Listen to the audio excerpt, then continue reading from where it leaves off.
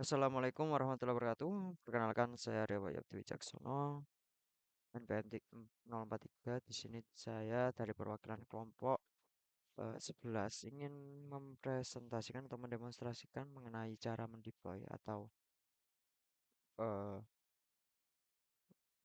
ya cara mendeploy websitenya. Di sini kami sudah membuat sebuah website dengan tema warehouse untuk minuman keras atau miras. Di sini kami menggunakan Infinity Free untuk postingannya. Kemudian untuk cara deploy sendiri itu sebenarnya cukup mudah. Yang pertama itu cukup membuat akun email terlebih dahulu. Kita mendaftarkan akun email. Setelah itu nanti muncul halaman seperti ini, dashboardnya ya. Di halaman dashboard ini nanti kita bisa menambahkan domain, ya, menambahkan domain. Contohnya seperti yang saya buat tadi itu saya menggunakan subdomain. Nah, setelah itu nanti kita bisa memilih domain untuk website kita seperti apa. Contoh di sini minuman keras, eh, pakai dash, jangan pakai spasi. Di sini dash Infinity Free ini telah menyediakan free subdomains. Ya, kita bisa milih apapun yang ada di opsi ini. Tinggal kita pilih lalu add domain. Setelah add domain nanti kita akan dikembalikan ke halaman dashboardnya, tapi lebih tepatnya di halaman overview. Dalam overview ini menunjukkan domain detailsnya. Pertama menunjukkan domain name-nya ya, website kita nanti diaksesnya di mana, kemudian direktorinya itu nanti peletakan file-file front end kita nanti dan backend-nya itu di mana, kemudian untuk akunnya di sini, kemudian eh, ya seperti itu kurang lebih. Oh ya, ini karena subdomain jadinya tidak ada password ya saya buatnya tadi. Nah, kalau parent domainnya untuk pertama kali membuat itu kita harus mengisikan sebuah password. Contohnya di sini pada akun detail saya itu di parent domainnya itu terdapat sebuah password setelah username yang tadinya kita cuma mengisi mengisi domain. Cuman kalau di parents domainnya itu setelah mengisi domain dan memilih subdomainnya nanti kita diarahkan untuk mengisi sebuah password. Nah, ini password saya. Sini kemudian langkah yang kedua setelah mendaftarkan akun dan membuat domain bisa beralih ke overview. Di overview ini kita bisa mengakses file manager. Di file manager ini itu tempat kita menaruh file-file eh, websitenya nanti ya, entah itu front end atau back end-nya. Untuk di Infinity Free ini peletakannya itu yang pertama jadi, nah ini tampilan awal sebenarnya ya, tampilan awalnya. Di tampilan awal ini kita tidak menaruh secara langsung filenya itu di folder utamanya ya, karena di sini ada keterangan do not upload file here. Maka opsi pilihannya peletakannya itu berada di folder htdocs. Di htdocs ini kami mengimportkan, maaf, memasukkan folder aset yang berisikan seperti CSS, JS, dan image defaultnya. Kemudian baru file-file HTML dan PHP untuk frontend dan backend ya. Untuk file koneksinya di sini, ini itu menyesuaikan dari domainnya, menyesuaikan dari hostingannya. Sebentar saya cari dulu koneksi PHP contohnya di sini. Dan saya juga akan membuka MySQL database agar lebih mudah untuk penjelasannya. Nah, di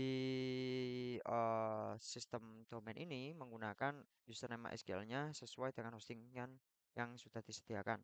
Seperti ini, tidak menggunakan root lagi, kemudian juga memasukkan passwordnya tidak kosongan juga. Ini passwordnya. Kemudian saya buka koneksi PHP-nya, nanti hasilnya seperti ini.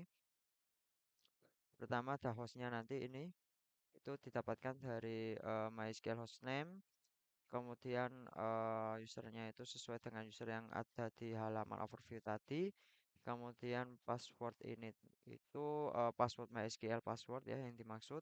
Kemudian DB nya ini namanya itu ketika saya membuat database ya atau ya membuat database itu walaupun namanya DB itu alkohol nanti depannya itu terdapat username kita seperti itu.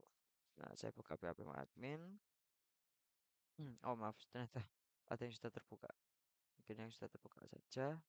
Nah, nanti ketika buka ini kan awalnya kosongan. Jadi harus mengimport SQL yang tadi dibuat secara lokal, kemudian nanti hasilnya akan berada di halaman browse ini. Nah, mm, nah, sini kami membuat dua tabel yaitu produk dan user untuk mengecek eh, apakah bekerja SQL ini dengan web yang sudah di-deploy ya. Sini akan saya split saja screen-nya. Mhm. Oh maaf salah. Oke, sebentar yang di split sama PHP admin.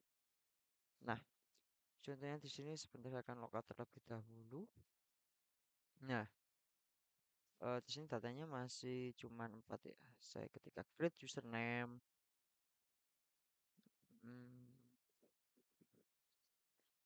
account, akun sudah dibuat, cek. Nah, hasilnya akan muncul ditambahkan username yang sudah dan password yang baru saja saya tambahkan. Itu juga ketika login hasilnya berhasil ya, sukses. Coba saya cek pada networknya tadi sessionnya apakah benar mengambil dari Ups, ternyata tidak ada. Saya telat untuk melakukan inspect. Oke, mungkin saya coba lanjut ke penambahan data di sini. Sebentar. Ya, kurang lebih seperti ini sih untuk datanya.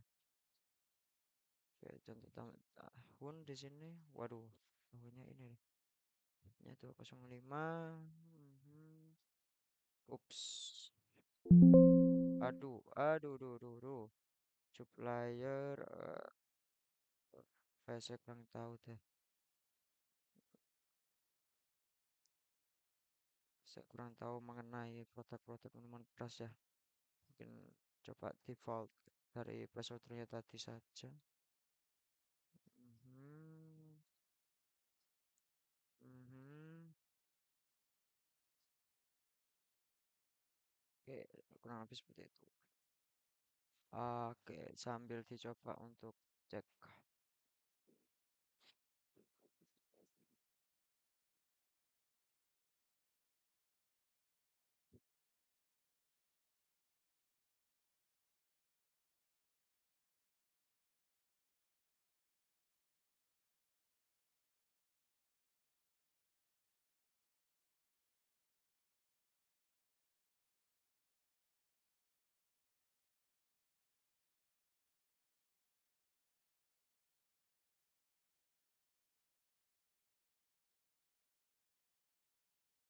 Hmm,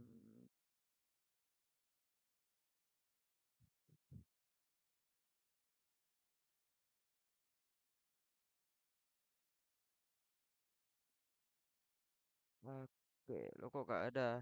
Lo kok hilang? Nah, ini tadi yang data saya inputkan masuk. Nah, di website kami itu juga nilai uniknya itu terletak pada selain chart yang menunjukkan live preview dari total stok gudang kita itu juga ada sebuah notifikasi. Di fitur notifikasi ini nanti menunjukkan beberapa alert ya. Kami menyediakan dua alert di mana alert tersebut mengindikasikan kadaluarsa dan stok menipis. Seperti itu. Nah, ketika admin ingin melakukan update terhadap produk tersebut dengan status stok menipis atau kadaluarsa, eh, contohnya di sini stok menipis. Untuk saat ini nol. Coba saya update apa yang terjadi, apakah notifikasi tersebut akan hilang. Dan coba saya cek, ya notifikasi tersebut hilang menjadi cuman 7 karena persyaratannya tadi itu saya beri defaultnya itu lebih dari maaf lebih kecil dari 2 atau tidak 5. Seingat saya lebih kecil dari 5 seperti itu. Nanti akan masuk ke dalam notifikasi ini. Itu. Untuk kadaluarsa lebih dari 1 minggu. Ketika 1 minggu dari kadaluarsanya maka akan masuk ke dalam notifikasi inventaris karena kami berasumsi bahwasanya kalau minuman beralkohol kadaluarsanya itu walaupun lebih dari 1 minggu itu masih bisa dikonsumsi seperti itu. Mungkin cukup sekian dari demo cara mendeploy, begitu juga beberapa fungsi dari website yang telah kami bangun.